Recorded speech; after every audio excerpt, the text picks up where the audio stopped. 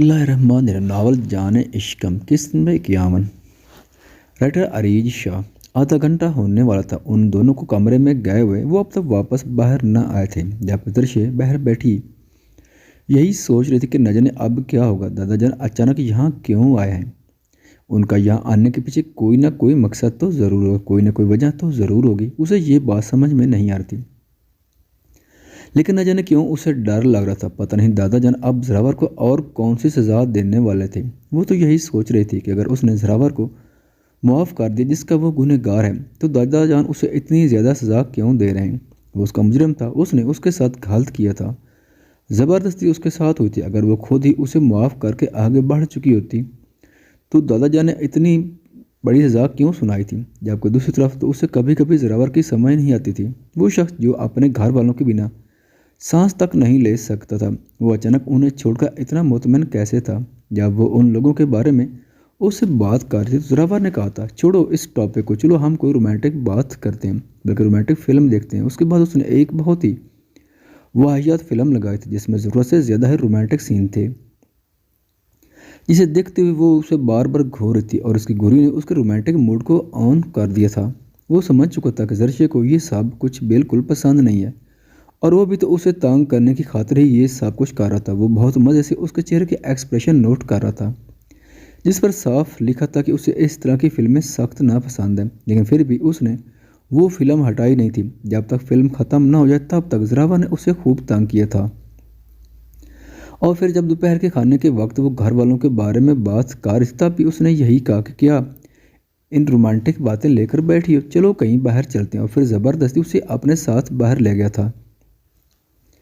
पर बाहर जाकर उसने उसे अपनी मर्जी से बहुत सारी शॉपिंग करवाई थी। उसे समझ नहीं आ रहा था कि अगर जरावर को घर से ला ताल्लुक़ कर दिया गया था तो उसके पास इतने सारे पैसे कहाँ से थे, या दादा ने उसे कोई पैसे नहीं दिए थे। और इसी बात को लेकर उसने जरावर से सवाल भी किया था कि वो तो जल्द ही कोई नौकरी ढूंढने वाला है, तो इस तरह से कि इतने सारे पैसे क्यों बर्बाद कर रहे हैं जो आगे उनके बहुत सारे काम आ सकते हैं। इस पर भी जरावर के पास एक बहुत ही अजीबोगरीब वजह थी, और ये वजह ये थी कि दादाजान ने उसे सिर्फ घर से निकाला, जायदाद से आग नहीं किया। वो अपनी लाइफस्टाइल चेंज नहीं करेगा, वो जितना चाहे इतना खर्चा कर सकता है। उसकी ये सारी बातें जर्शे को बिल्कुल समझ नहीं आ रही थी। भला ऐसा कैसे हो सकता था कि घर से ला तल्लुक़ कर दिया और जायदाद से ला तल्लुक़ नहीं किया? जबकि दादाजान ने तो उसके सामने भी ये बात की थी कि उससे शायद सड़कों पर सोना पड़ेगा, और उसने खुद दादाजान से कहा था कि उसे जरावर की दौलत नहीं चाहिए, बल्कि उसे सिर्फ और सिर्फ अपने शौहर का साथ चाहिए। तो क्या वो उसे आजमा रहे थे? लेकिन वो ऐसा क्यों करते?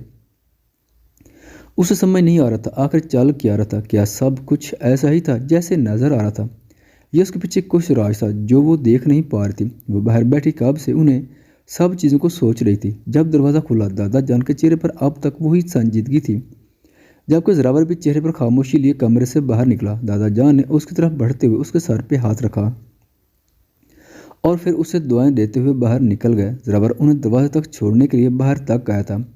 वो गाड़ी में बैठकर जा चुके थे, जबकि उसके दिमाग में ये सवाल अब तक गर्दिश कर रहे थे। जरावर, दादाजान क्यों आए थे? सब कुछ ठीक तो था ना?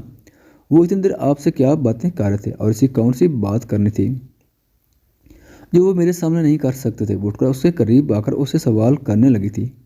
वो उसे समझाते हुए बोला, वो सब कुछ ठीक है जरावर, लेकिन दादाजान अपने घर में फंक्शन छोड़कर आपसे बिजनेस के बारे में पूछने को आए हैं। मेरा मतलब है आज तो शनिवार भाई और अनाया का वलीमा है। वो क्यों काम पर गौर कर रहे होंगे, क्योंकि आज उनके पोते का वलीमा है। यकीनन वो फंक्शन में बिजी होंगे। वो इस तरह से यहाँ अचानक अपने किसी ज़रूरी काम के लिए कैसे आ सकते हैं? उसके दिमाग ने फिर से उसे सवाल करने पर मजबूर कर दिया था। अरे जान, एक तो तुम सवाल बहुत करती हो, कह तो रहा हूँ कि कुछ ज़रूरी था, उनका आना ज़रूरी था इसलिए आ गए, तुम्हें फ़िक्र करने की ज़रूरत नहीं है। चलो ये बताओ कि डिनर का क्या प्लान है? बाहर चलें या घर में ही कुछ मिल जुल कर अच्छा से बनाएं? वो उसी कमरे में हाथ डालकर उसे अपने नज़दीक करते हुए बोला, मैं बनाऊंगी और आप रूम में जाएंगे। खबरदार, जो मेरा खाना बनने से पहले आपने नीचे कदम रखा, और बिल्कुल भी मुझे तंग करने की ज़रूरत नहीं है। और वो इसे बात करते हुए उसके बेहद करीब आ चुका था। उसका हर अंदाज बुरी तरह से पजल कर देता था। ठीक है जैनब, आप खाना बनाए, तब तक मैं रात के लिए कोई रोमांटिक फिल्म ढूंढता हूँ। जिसे सुबह देखी थी वैसे ही एक और फिल्म देखेंगे। चेहरे पर शरारती मुस्कुराहट जाए उससे बोल रहा था। जिस पर दर्शी ने उसे घूर कर देखा। अच्छा अच्छा यार, मजाक करो, मैं कोई अच्छी सी प्यारी सी फिल्म ढूंढ कर रखता हूँ। उसकी गाल खींचती हुई उसके माथे पर बोसा देता मुस्कुराता हुआ ऊपर की तरफ चला गया था, जबकि वो भी अपने दिमाग से उल्टी सीधी सोचें निकालकर किचन की तरफ चलेगी। कहाँ से आ रहे हैं आप जनाब, और कोई एहसास जिम्मेदारी है भी नहीं आप में? आज आपके पोते का वलीमा और इस तरह इतने लोगों के दरमियान उसे अकेला छोड़कर चले गए। आपको पता भी है, सब बार बार आपके बारे में पूछ रहे थे, लोगों को जवाब दे देकर थक गया हूँ। दादाजान ने जैसे घर में कदम रखा वो उनके सर पर सवार था। लड़के, हमारी तबीयत खराब थी, हम ज़रा चहलकदमी करने के लिए गए थे, और वैसे भी हम तुम्हारे जवाबदेह नहीं, हटो हमारे सामने से, हमें अपने कमरे की तरफ जाना है। दादाजान ने रूपदार आवाज़ में कहा। ओ हेलो, कैसे जवाबदेह नहीं आप? अगर हम आपके जवाबदेह हैं तो आप भी हमारे जवाबदेह हैं, आपको हमें जवाब देना होगा। बताएं कहाँ आवारा गर्दियाँ करके आए हैं आप? वो उन्हें देखते हुए सवाल कर रहा था। फिर एहसास हुआ कि उसने उनकी शान में गलत लफ्ज़ इस्तेमाल कर लिया। नहीं, मेरा मतलब है कि आप कहाँ से आ रहे हैं इस वक्त? ये कोई वक्त है घर आने का? ज़रा टाइम तो देखें, शाम के 8:30 बजे। आपको वक्त का कोई एहसास नहीं है क्या? वो उन्हें देखते हुए ज़रा ठंडा पड़ के कहने लगा था, क्योंकि उनकी गोरी उस बात की गवाह थी कि वो आसानी से बख्शने वाले नहीं हैं। अब तुम हमारे आने जाने का वक्त कंट्रोल करोगे? लगता है तुम भूल गए हो कि पोता तुम हो और हम तुम्हारे दादा हैं। लेकिन कोई बात नहीं, हम तुम्हें अच्छे से ये सारी बातें याद करवाएंगे। हमारी गैर मौजूदगी में क्या किया है तुमने ऐसा जिस पर तुम हमसे सवाल करने के हकदार हो गए हो? दादाजान कमरे में जाने की बजाय वहीं सोफे पर बैठ गए थे, जब कुशनावर को अपनी शामत आती महसूस हुई। क्या तू मैंने कुछ भी नहीं, मैं तो आराम से बैठा हुआ था, बस लोग बार बार सवाल कर रहे थे। मुकर्रिश ने इतनी मुश्किल से सब कुछ संभाला है। अब्दुल्ला बेचारा तो जवाब दे देकर अपने कमरे में छुप कर बैठ गया कि अब कोई उसके दादा के बारे में सवाल ना करे। आपको एहसास भी है लोग कैसी कैसी बातें कर रहे थे आपकी पीठ पीछे? इस तरह से जवान जहाँ लड़का घर से गायब हो जाए, मेरा मतलब थोड़ा सा ज़्यादा, एक जवान जहाँ लड़का इस तरह कहीं गायब हो जाए तो सवाल तो उठते हैं ना। समझ गया था कि उसका एक एक लफ्ज़ पकड़ने को ही बैठे हुए हैं, इसलिए साथ साथ अपनी बातों की दुरुस्त भी कर रहा था। जबकि दादाजान का इस तरह से फुर्सत से बैठकर उसे अपने सामने बिठाकर बातें करने का मतलब ये नहीं था कि सब लोग वहाँ से चले जाएं। अब वो उसे आसानी से नहीं छोड़ने वाले। अनाया उनको गुड नाइट कहती आराम से कमरे में चली गई थी। बाकी भी आहिस्ता आहिस्ता उसका साथ छोड़कर चले जा चुके थे और वो दादाजान की क्लास लेने के लिए बैठा था। दादाजान ने उसकी जिम्मेदारियों का लेक्चर देकर उसी की क्लास ले डाली थी। कहाँ वो दादाजान को उनकी जिम्मेदारियों की लिस्ट बता रहा था और कहाँ दादाजान उसे गैर जिम्मेदार, नालायक, नाफरमान और पता नहीं कौन कौन सा पोता बना रहा था। और उसकी इज्जत के साथ राज की बेइज्जती करने के बाद उन्होंने उसे मुकर्रिश को अपने कमरे में भेजने का हुक्म दे दिया था। जबकि उसने वक्त देखा जहाँ तकरीबन 11:30 बजे थे। इस वक्त मुकर्रिश का जागना तकरीबन मुश्किल था, और अगर वो जाग भी रहा होता तो ये टाइम दादाजान की बातें सुनने का थोड़ी था। दादाजान, मेरी इतनी सारी क्लास लेने के बाद भी आप थके नहीं हैं कि? अब मुकर्रिश भी आपको चाहिए, थोड़ा सब्र किया करें। वहाँ आपकी पोती पहले ही आपके पोते से नाराज़ हो रही और आप उसे इतनी रात को अपने कमरे में बुलाएंगे, अच्छा थोड़ी लगेगा। उठकर एक भरपूर अंगड़ाई ली थी, क्योंकि यहाँ बैठे बैठे उसकी कमर बिल्कुल तख्ता बन गई थी और दादाजान के सामने वो किस तरह की हरकत नहीं कर सकता था। लेकिन दादाजान की इजाज़त मिलते ही उसने पूरी तरह से अपनी बॉडी को स्ट्रेच किया था। क्या अनैश उससे खफा है? लेकिन क्यों ऐसा भी क्या हो गया कि वो उससे नाराज़ हो गई है? कि उसने हमारी पोती को तंग तो नहीं किया? दादाजान उसे देखते हुए पूछने लगे थे। वाह दादाजान, आपकी पोती क्या इस घर में आई है? आप अपने पोतों को मुकम्मल भुला चुके हैं, और अगर आपकी याद भी आती है वो भी बेइज्जती करने के लिए बहुत ही नाइंसाफ़ी करते हैं। वो दिन मुझसे बहुत ज़्यादा नाराज़ हैं और कह रही थी कि मुझसे बात मत करें। दादाजान, आपने तो मुझे मोहल्ले की फूफू बना दिया जो हर किसी की शिकायत लेकर आपके पास आएगा। मैंने आपको कुछ नहीं बताया अल्लाह जी, मुझे माफ़ कर दीजिए। मैंने बिल्कुल भी किसी की पीठ पीछे बुराई नहीं की और ना ही मैंने किसी के बारे में उल्टा सीधा कहा है। वो तो गलती से मेरे कान में इन दोनों की लड़ाई पड़ गई तो मैंने सोचा कि दादाजान को बता दूँ। मेरा मकसद बिल्कुल भी बुरा नहीं था, ये तो दादाजान ही मुझे इस गुनाह की तरफ बुला रहे हैं। वो आसमान की तरफ देखते हुए सीढ़ियाँ चढ़ने लगा कि दादाजान गुस्से से उसकी पीठ को घूर रहे थे। आखिर उनका ये पोता सीधी तरह से लाइन पर क्यों नहीं आता था? न जाने कब उससे कहा था कि दूसरों की खबर लेकर उनके पास है, लेकिन उसकी यही सारी हरकतें तो उनके चेहरे पर मुस्कुराहट बखेर देती थी। अनैश, आज तो मुझे कमरे में आने दो। देखो अब तो मैं काँप रहा हूँ, अब लड़ाई भी ख़त्म कर दो यार प्लीज़, बहुत हो गया। मैं इससे ज़्यादा नहीं मना सकता, मेरी गलती इतनी बड़ी नहीं थी जितनी बड़ी तुम मुझे सजा दे रही हो। देखो तो सही, मैं काँप रहा हूँ यार। वो वहीं खड़ा उससे माफ़ी मांग रहा था, जबकि अनैश अपना मुंह ब्लैंकेट में दिए सोने की कोशिश कर रही थी। वो उसे 3-4 बार कह चुकी थी कि वो कमरे से चला जाए, लेकिन ऐसा नहीं हो सका क्योंकि बाहर इतने ज़्यादा मेहमान थे जो कि आज रुकने वाले थे और उनके होते हुए वो कमरे से बाहर नहीं जा सकता था।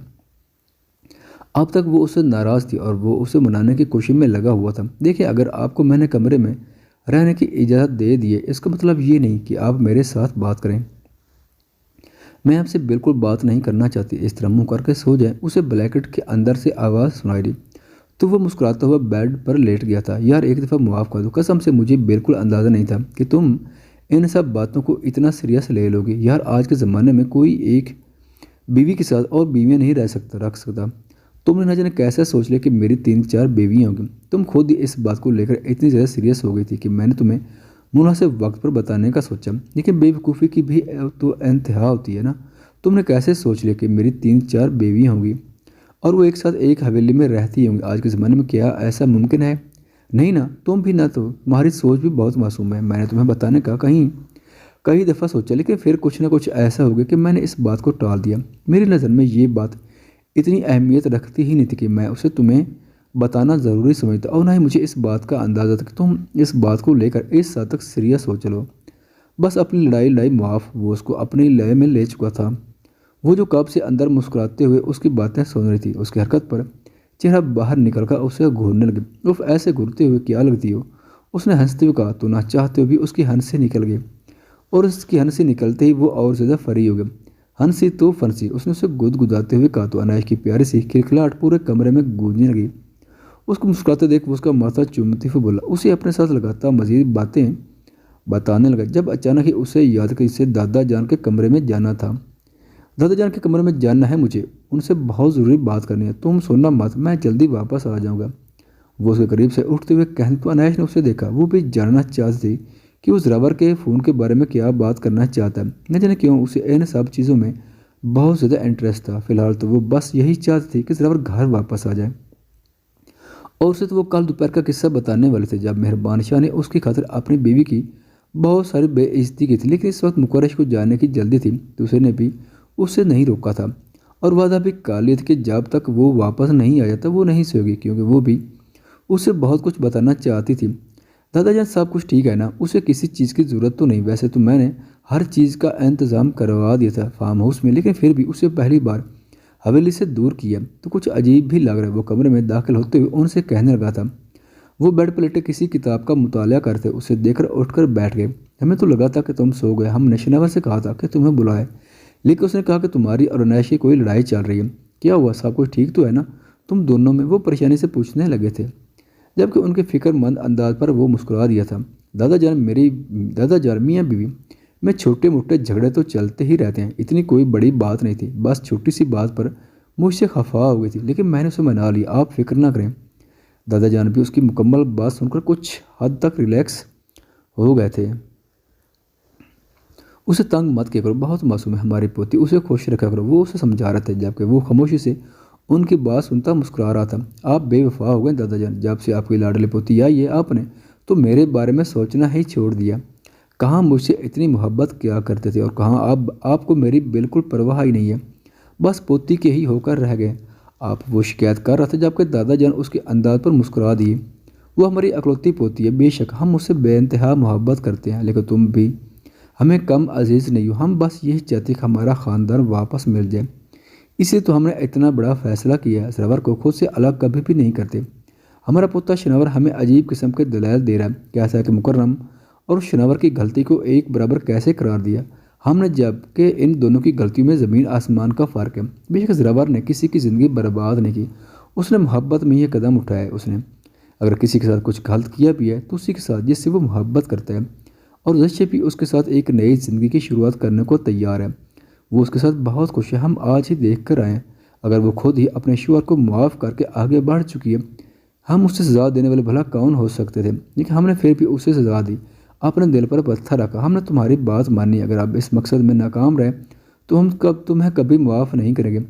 मगर याद रखना, वो उसे देखते हुए बोल रहे थे, थैंक यू सो मच दादा जान, आप प्लीज़ फिक्र ना करें, इंशाल्लाह हम नाकामयाब नहीं होंगे। शायद आपने नोट नहीं किया, हमने ये सब कुछ सिर्फ अपना घर वापस जोड़ने के लिए किया था, लेकिन मैं नोट कर रहा हूँ कि अनैश इन सब चीज़ों में बहुत ज़्यादा दिलचस्पी ले रही है। मैंने उसे पूरी बात बता दी थी और सब कुछ जानने के बाद वो भी ज़रावर को घर वापस लाने में मुकर्रम और अमरीश की मदद कर रही है। शायद आपने नोट नहीं किया, आजकल वो सबसे गले मिलने लगी है और हर किसी के सामने वो जानबूझकर बार बार ज़रावर का जिक्र ताकि सबको उसकी याद रहे और हम सब उसे बहुत ज़्यादा मिस करते हैं। उसे वापस घर ले आइए। आज सुबह नाश्ते की मेज़ पर उसने कितनी दफ़ा ज़रावर का नाम लिया, ये तो आप जानते ही। और अगर देखा जाए तो अनायत बहुत कोशिश कर रही है खुद को नॉर्मल ज़हर करने की। वो खुद को इस बात के लिए राज़ी करे कि मुकर्रम के होने या होने से फ़र्क नहीं पड़ता। दादा जान, अगर हम ये फ़ैसला नहीं करते तो हमारा घर बिखर जाता। शिनावर सिर्फ अनाया के खौफ की वजह से ये घर छोड़कर जा रहा था, सिर्फ उसे मुकर्रम के डर से दूर करने के लिए। वो उसे यहाँ से अपने साथ लेकर जा रहा था और शिनावर के बिना आपने 4 साल कैसे कटे ये हम जानते हैं। अनायश को यहाँ 1 महीना मुकम्मल होने वाला है। मैंने उससे वादा किया था कि 1 महीने के बाद मैं अपने आप उसे लेकर जाऊँगा और अगर मैं इस वक्त उसे लेकर चला गया तो शायद उसको यहाँ से जाने का कोई फ़र्क ही नहीं पड़ेगा। लेकिन मैं चाहता हूँ कि वो इन रिश्तों की अहमियत को समझे, एक दूसरे का होना ना होना कितना है। मैं उसे इस बात का एहसास है, मैं उसे इस बात का एहसास दिलाना चाहता हूँ कि यहाँ सब लोग उससे कितनी मोहब्बत करते हैं। कल चाचू ने अनैश की खातिर चाची बेगम की बहुत बेइज्जती की क्योंकि वो उसके साथ बहुत बुरा रवैया रख रही थी।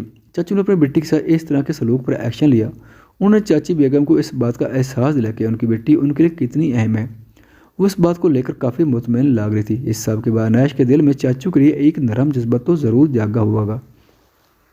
और सबसे अहम बात, दादा जान हमारे ही घर में हमारा कोई दुश्मन है जो कि हमारे खिलाफ काम कर रहा है, हमें बदनाम करने की कोशिश कर रहा है। मैं जानना चाहता हूँ कि वो शख्स कौन है। हमारे ही घर में कोई हमारा दुश्मन है और मैं पता तक नहीं। ज़रावर के फ़ोन से वो सारी चीज़ें निकली गई हैं और ज़रावर का फ़ोन अब तक उसी घर में है। फ़ोन ऑफ हो चुका है लेकिन हमें यकीन है कि फ़ोन अब तक घर के अंदर ही है। हमें बस वो फ़ोन मिल जाए और ये पता चल जाए कि ज़रावर का फ़ोन किसने चोरी किया तो हम ये भी आसानी से पता लगा लेंगे कि वो शख्स कौन है जो हमारे ही घर में रहकर हमारे ही खिलाफ काम कर रहा है। वो उनके पास बैठा उन्हें सब कुछ बता रहा था, जबकि दादाजान खुद भी ये सोचकर परेशान थे आखिर उनके घर में ऐसा कौन शख्स हो सकता इस तरह की बेईमानी करे। लेकिन उनके पोते का ये आइडिया उन्हें बहुत पसंद आया था। मुकर्रिश दादाजान की ख्वाहिश के मुताबिक इस घर को जोड़ने की अपनी सी कोशिश कर रहा था और दादाजान को इसका ये अंदाज बहुत पसंद आया था। वो ज़रावर को सारी बात पहले ही बता चुके थे कि वो किस तरह से ये सारा कुछ करेंगे। ये सब कुछ फ़िलहाल एक राज था जो उन्हीं तीनों के बीच था। उनके अलावा घर का और कोई फ़र्द नहीं जानता था कि ज़रावर को इस प्लान के मुताबिक ही घर से निकाला गया, वरना अपनी शादी वाली रात ही वो दादाजान को सब कुछ बता चुका था। निकाह के 4 दिन पहले ही उसने दादाजान के सामने अपना हर राज खोल कर रख ली थी। उसने वो सारी तस्वीरें और वीडियोज़ उनको दिखा थी, उनको बता दिया कि इनका पहले से हो चुका है और उसके पीछे की वजह ये थी वो दादाजान सब कुछ छुपा नहीं पा रहा था। उसने उन्हें चंद दिन पहले सब कुछ बता रही थी लेकिन वो उससे सख्त खफा हुए थे और शादी के दिन तक वो उससे खफा ही थी। लेकिन जिस दिन सब कुछ टीवी चैनल पर वायरल हुआ उस दिन वो परेशान हो गए थे कि अचानक ही सब कुछ कैसे हो गया। यकीनन उनका घर तोड़ने के लिए साजिश की गई थी लेकिन दुश्मन की इसी साजिश को नाकाम बनाते हुए वो उसी के जाल में उसे फंसाते हुए अपने घर को और मजबूती से जोड़ रहे थे। ख़वातीनो हज़रात, चैनल पर आने का बहुत शुक्रिया। अगर वीडियो पसंद आए तो चैनल को सब्सक्राइब करें और साथ ही बेल के आइकन को लाजमी प्रेस करें ताकि आने वाली वीडियोज़ की अपडेट सबसे पहले आप तक पहुंच सकें। शुक्रिया।